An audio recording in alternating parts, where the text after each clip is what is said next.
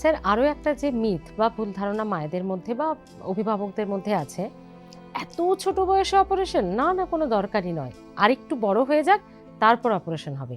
এটা কত বড় ঝুঁকি তৈরি করে ওই বাচ্চাটার জন্য, মানে আগে হয়ে গেলেই বরং ভালো হতো, এটা কত বড় ঝুঁকি তৈরি করে? এটা একটা খুব ভালো প্রশ্ন।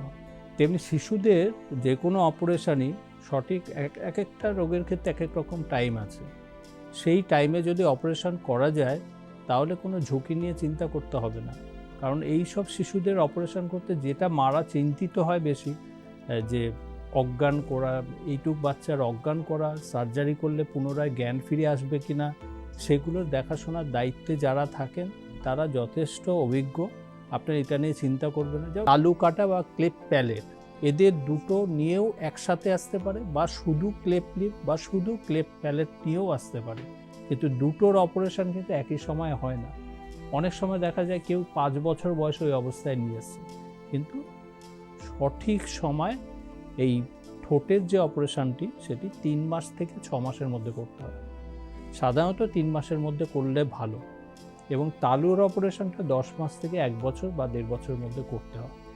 যদি মারা না জানে ওই সময় এই অপারেশনটা না করলে আরও হিতে বিপরীত হবে, যেটা 90% বলছি যে নর্মালাইজেশন হবে বা 98% নর্মালাইজেশন হবে।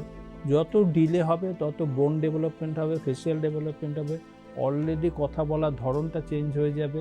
তখন অপারেশন করলেও ডিফর্মিটি থেকে যাবে, কিছু থেকে যাবে, কিছু মরবিডিটি, কিছু মানে কথা উচ্চারণে অসুবিধা থেকেই যাবে অপারেশন করার পরেও। নাকের টোনে কথা বলার থেকে যেতে পারে।